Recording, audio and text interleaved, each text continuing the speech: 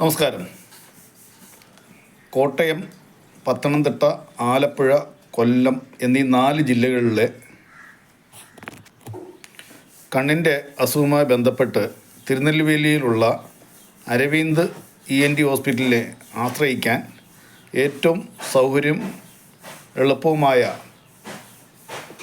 യാത്ര ചെയ്യാനുള്ള ഒരു വാഹനമാണ് പാലക്കാട് നിന്നും ആരംഭിച്ച് കൊല്ലം, തിരുനെൽവേലി വഴി തൂത്തുക്കുടിയിൽ അവസാനിപ്പിക്കുന്ന പാലരുവി എന്ന ട്രെയിന്. ഈ ട്രെയിനിൻ്റെ പ്രത്യേകത വൈകുന്നേരമാണ് ഈ പറയുന്ന ജില്ലകളിലൂടെ എല്ലാം കടന്നു പോകുന്നതും മടക്ക് അപ്പ് ആൻഡ് ഡൗൺ യാത്ര, അതായത് മടക്ക യാത്രയും ഈ പറഞ്ഞ യാത്രയും തന്നെയാണ്. തിരുനെൽവേലി ഈ കണ്ണാശുപത്രി ചികിത്സയ്ക്കായിട്ട് വളരെ സൗകര്യപ്രദമാണ്. യാത്ര ചെയ്യാനും മറ്റും ഈ പേഷ്യൻസുകൾക്ക് വളരെ സൗകര്യമാണ് ഈ ട്രെയിനിൽ യാത്ര ചെയ്യാൻ. ഈ ട്രെയിനിൽ ഈയിടെയായി പ്രത്യേകിച്ച് ജനറൽ കമ്പാർട്ട്മെൻറ്റുകളിൽ ധാരാളം മോഷണം നടക്കുന്നതായി നമുക്ക് അറിയാൻ സാധിച്ചു. ഈ ട്രെയിൻ കടന്നു പോകുന്നത് രാത്രി കൊല്ലം ജില്ലയിൽ വനമേഖലയോട് ചേർന്ന് കിടക്കുന്ന പ്രദേശത്തു കൂടിയാണ് ഈ സാധനം കടന്നു പോകുന്നത്. അതായത് പുനലൂരിൽ നിന്നും 2 ഫ്രണ്ടിലത്തെ എൻജിൻ കൂടാതെ ബാക്കിലും എൻജിൻ ഘടിപ്പിച്ചാണ് ഈ ട്രെയിൻ കടന്നു പോകുന്നത്. ഹിൽസ് മേഖലയായതിനാൽ വളരെ പതിയെയാണ് ഈ ട്രെയിൻ കടന്നു പോകുന്നത്.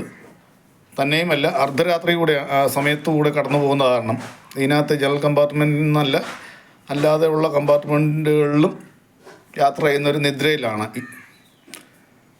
ഈ സമയത്താണ് ജനറൽ കമ്പാർട്ട്മെൻറ്റിൽ ഓരോ കമ്പാർട്ട്മെൻറ്റുകളിലും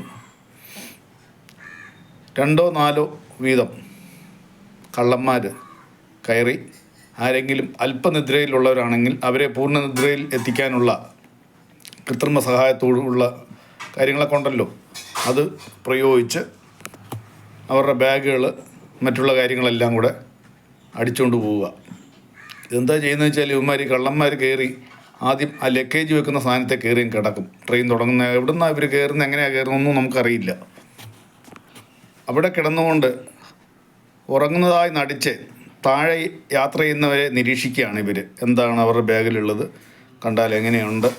സാധാരണ രീതിയിൽ അതിനകത്ത് കൂടുതലും തമിഴരാണ് യാത്ര ചെയ്യുന്നത്. തമിഴരെ കണ്ടു കഴിഞ്ഞാൽ പൊതുവെ വലിയ സാമ്പത്തിക ഭദ്രത ഉള്ളവരാണെന്ന് അറിയത്തില്ല. പക്ഷേ കൃത്യമായി അവരുടെ ബാഗുകൾ ആ സാധനങ്ങൾ, അതായത് ഒരു മൊബൈൽ ഫോൺ കിട്ടിയാലും മതിയല്ലോ, അല്ലെങ്കിൽ ഒരു വിലയുള്ള ഒരു ചാർജർ കിട്ടിയാലും മതിയല്ലോ. അവർക്ക് വലിയ ഛേദമൊന്നുമില്ലല്ലോ, വലിയ യാത്രയും പോയാലും കട്ടപ്പെട്ട് ശരീരം വേർക്കുന്ന പണിയൊന്നും അല്ലല്ലോ. അപ്പം അത് കൃത്യമായി നിരീക്ഷിച്ച് അവർ ഏതാണ്ട് അർദ്ധരാത്രിയോടുകൂടി നിദ്രയിലേക്ക് ചെല്ലുമ്പോൾ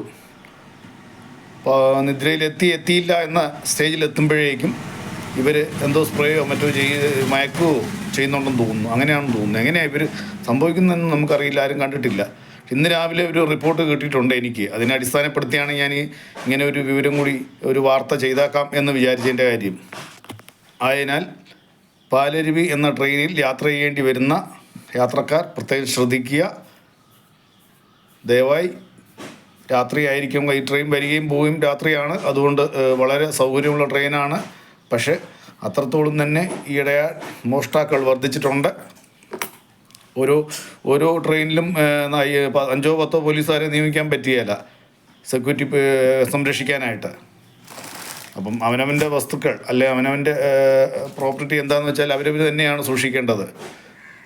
ധാരാളം തിരുനെൽവേലി കണ്ണാശുപത്രിയിൽ പോയി വരുന്ന പേഷ്യൻസ് ഉള്ളത് കാരണമാണ് ഇത്തരം കാര്യങ്ങൾ. കാരണം ഈ കണ്ണാശുപത്രിയായി ബന്ധപ്പെട്ട് പോകുന്നവർക്ക് ഒന്നല്ലെങ്കിൽ കണ്ണട ഉണ്ടാവും, ഓപ്പറേഷൻ കഴിഞ്ഞ കേസാണെങ്കിൽ. അതല്ലെന്നുണ്ടെങ്കിൽ പൊതുവേ കണ്ണിന് കാഴ്ച പ്രശ്നങ്ങൾ ഉണ്ടായിട്ടാണല്ലോ ആശുപത്രിയിൽ പോകുന്നത്. അവർക്ക് ക്ലിയറായിട്ടത് കാണാൻ സാധിച്ചു എന്ന് വരികയില്ല.